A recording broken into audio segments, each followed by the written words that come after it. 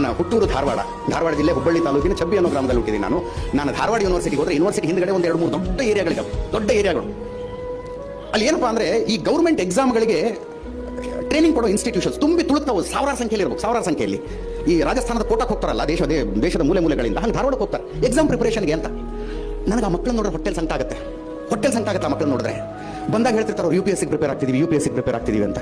ಆಮೇಲೆ KS ಓದ್ತಿದೀವಿ sir ಅಂತಾರೆ. Last ಹೆಂಗ್ ಬರ್ತಾರೆ ಅಂದ್ರೆ PDO ಎಕ್ಸಾಮ್ ಕರೆದ್ರು ಬರೀತಿರ್ತಾರೆ, ಕಾನ್ಸ್ಟೇಬಲ್ ಎಕ್ಸಾಮ್ಗೂ ಬರೀತಾರೆ, ಪ್ರೈಮರಿ ಸ್ಕೂಲ್ ಟೀಚರ್ ಎಕ್ಸಾಮ್ಗೂ ಬರೀತಾ ಇರ್ತಾರೆ. ಯಾವ ಕನಸು ಕಟ್ಕೊಂಡು ಬಂದು ಏನಾದ್ರಿ ನೀವು ಅಲ್ಲಿ ಅಂತ? ಅದಕ್ಕೋಸ್ಕರ ನೆನ್ನೆ ತಾನೇ ನಾನು ಆಫೀಸ್ ಒಂದಷ್ಟು 8 ಹುಡುಗರು ಬಂದು ಡೆಲಿಗೇಷನ್ 402 ಜನ ಪೊಲೀಸ್ ಸಬ್ ಇನ್ಸ್ಪೆಕ್ಟರ್ಗಳ ನೇಮಕಾತಿನ ರಾಜ್ಯ ಸರ್ಕಾರ ಅದಕ್ಕೆ ತಡೆ ಹಿಡಿದಿದೆ, ಅದನ್ನ ದಯವಿಟ್ಟು ಮಾಡಿ ಅಂತ ನಿಮ್ಮನ್ನು ಸುದ್ದಿ ಪ್ರಸಾರ ಮಾಡಿ ಅಂದ್ರು. ನಾನು ದೇವರಾಣೆಗೂ ಮಾಡಲ್ಲ ಸುದ್ದಿ. ನಾನು 402 ಜನರ ಭವಿಷ್ಯ ಮಾಡ್ದಂಗಾಗತ್ತೆ. ನಾನು ಏನ್ ಮಾಡ್ತೀರಿ ಸಬ್ ಇನ್ಸ್ಪೆಕ್ಟರ್ ಆಗಿ? ಏನೋ ಬಂದೋಬಸ್ತ್ನಲ್ಲಿ ಸಮಸ್ಯೆ ಆಯಿತು ಅಂತ IPS ಆಫೀಸರ್ಗಳ ಮೇಲೆ ಮುಖ್ಯಮಂತ್ರಿಗಳ ಕೈ ಎತ್ತೋ ಪರಿಸ್ಥಿತಿ ನಾವು ಬದುಕ್ತಿರುವಾಗ ಸಬ್ ಇನ್ಸ್ಪೆಕ್ಟರ್ ಆಗಿ ಮಾಡೋರೇನಿದೆ? ಸರ್ಕಾರಿ ನೌಕರಿ ಆತ್ಮಹತ್ಯೆಗೆ ಸಮ. ನನ್ನ ಹೇಳಿಕೆಯ ಬಗ್ಗೆ ಚರ್ಚೆಗಳಾದ್ರೆ ಆಗಲಿ. ಸರ್ಕಾರಿ ನೌಕರಿ ಆತ್ಮಹತ್ಯೆಗೆ ಸಮ. ಮಾಡೋದಿದ್ರೆ ಪ್ರೈವೇಟ್ ಜಾಬಿಗೆ ಹೋಗಿ.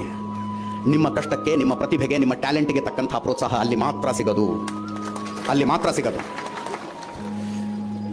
ನೌಕರಿಗೆ ಸೇರಿಕೊಂಡ 1 ವರ್ಷದಲ್ಲಿ ನೀವು ನಿಮ್ಮ ಪ್ರತಿಭೆಯನ್ನು ತೋರಿಸಿದರೆ ನಿಮ್ಗಿಂತ 10 ವರ್ಷ ಸೀನಿಯರ್ಗಿಂತ ಮೇಲೆ ಹೋಗ್ತೀರಿ ನೀವು. ಸರ್ಕಾರಿ ನೌಕರಿ ಒಬ್ಬ ಅವಿವೇಕಿಗೆ, ಒಬ್ಬ ಮೈಗಳನಿಗೆ ಯಾವಾಗ ಪ್ರಮೋಷನ್ ಆಗುತ್ತೋ ನಿಮಗೂ ಅವಾಗಲೇ ಆಗಬೇಕು, ಅವನಿಗೆ ಯಾವಾಗ ಸ್ಯಾಲರಿ ಆಗುತ್ತೋ ಅವಾಗಲೇ ನಿಮಗೂ ಆಗಬೇಕು. ಈ ರಾಜ್ಯದಲ್ಲಿ 2,20,00,000 ಉದ್ಯೋಗಗಳನ್ನು ಖಾಸಗಿ ಕ್ಷೇತ್ರ ಕೊಟ್ಟಿದೆ, 7 ಲಕ್ಷ ಉದ್ಯೋಗಗಳನ್ನು ಸರ್ಕಾರಿ ಕ್ಷೇತ್ರ ಕೊಟ್ಟಿದೆ. ಇನ್ನು ಕೊಟ್ಟರು ಹಬ್ಬ ಅಂದ್ರೆ 2 ಲಕ್ಷ ಉದ್ಯೋಗಗಳನ್ನು ಕೊಡಬಹುದು. ಆ ಉದ್ಯೋಗ ತಗೊಳ್ಳೋದಕ್ಕೆ ಹಗಲು ರಾತ್ರಿ ಜನ ಚಡಪಡಿಸ್ತಿದ್ದಾರೆ, ಓದ್ತಿದ್ದಾರೆ, ಕೋರ್ಟ್ಗೆ ಅಪ್ಲಿಕೇಶನ್ ಹಾಕ್ತಾರೆ, ಫ್ರೀಡಂ ಪಾರ್ಕಿಗೆ ಒಂದು ಪ್ರತಿಭಟನೆ ಕೂತ್ಕೋತಾರೆ. ಇದನ್ನು ಹುಚ್ಚುತನ ಅನ್ನೋದೇ ಇನ್ನೇನು ಅನ್ಬೇಕು? ಹೊಸ ದೇಶದಲ್ಲಿ ನಾವು ಬದುಕ್ತಾ ಇದ್ದೀವಿ. ಪ್ರಪಂಚದಲ್ಲೇ ಅತಿ ಹೆಚ್ಚು ಬಿಲಿಯನೇರ್ಗಳ ಭಾರತದಲ್ಲಿದ್ದಾರೆ. ನಂಬರ್ 1 ಅತಿ ಹೆಚ್ಚು ಬಿಲಿಯನೇರ್ಗಳ ಭಾರತದಲ್ಲಿದ್ದಾರೆ. ಹಾಗೆ ಬಿಲಿಯನೇರ್ಗಳ ಆದವರ ಪೈಕಿ 87% ಫಸ್ಟ್ ಜನರೇಷನ್ ಬಿಲಿಯನೇರ್ಸ್. 87% ಜನ ಫಸ್ಟ್ ಜನರೇಷನ್ ಬಿಲಿಯನೇರ್ಸ್. ಅವರಿಗೆ ಕುಟುಂಬದ ಆಸ್ತಿ ಬಂದಿಲ್ಲ, ಅವರ ಅಪ್ಪ ಕೋಟ್ಯಾಧೀಶ ಆಗಿರಲಿಲ್ಲ, ಅವರಪ್ಪ ಏನೋ ಬಿಸ್ನೆಸ್ ಎಂಪೈರ್ನ ಕಟ್ಟಿ ಇಟ್ಟಿರಲಿಲ್ಲ, ನನ್ನ ಮಗ ಬಂದು ಆಳ್ತಾನೆ ಅಂತ. ನಿಮ್ಮಂಥವರ ಮನೆಯಿಂದ ಬಂದಂಥವರು ಇವತ್ತು ಉದ್ಯಮದ ಜಗತ್ತನ್ನು ಆಳ್ತಾ ಇದ್ದಾರೆ. ಪ್ರೇರಣೆ ಆಗಬೇಕಾಗಿರೋದು ಅವ್ರು ಪ್ರೇರಣೆ ಆಗ.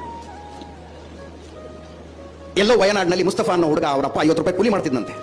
50 ರೂಪಾಯಿ ಕೂಲಿ ಮಾಡ್ಕೊಂಡಿದ್ದ ಕೂಲಿಕಾರನ ಮಗ ಇವತ್ತು ರೆಡಿಮೇಡ್ ಇಡ್ಲಿ ದೋಸೆ ಹಿಟ್ಟು ಮಾರುವ ಕಂಪನಿಯೊಂದನ್ನು ಕಟ್ಟಿದ್ದಾನೆ. His personal worth is 10,000 crores. 10,000 ಕೋಟಿ ಆತನ ಪರ್ಸನಲ್ ವರ್ತು.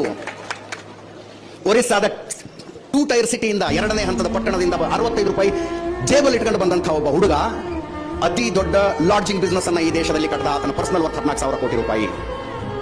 ಆತನಿಗೆ ಜಾತಿಯ ಹಿನ್ನೆಲೆ, ಈ ರೀತಿ ಸಾಧನೆ ಮಾಡಿದವರಿಗೆ ಜಾತಿಯ ಹಿನ್ನೆಲೆ ಇರಲಿಲ್ಲ, ಕೌಟುಂಬಿಕ ಹಿನ್ನೆಲೆ ಇರಲಿಲ್ಲ, ಶೈಕ್ಷಣಿಕ ಹಿನ್ನೆಲೆಯೂ ಇರಲಿಲ್ಲ. ಅಂಥದ್ದೊಂದು ಜಗತ್ತಿನಲ್ಲಿ ನಾವು ಬದುಕ್ತಾ ಇದ್ದೀವಿ. ಆ ಪ್ರೇರಣೆಗಳು ನಿಮ್ಮಲ್ಲಿ ಬರಲಿ.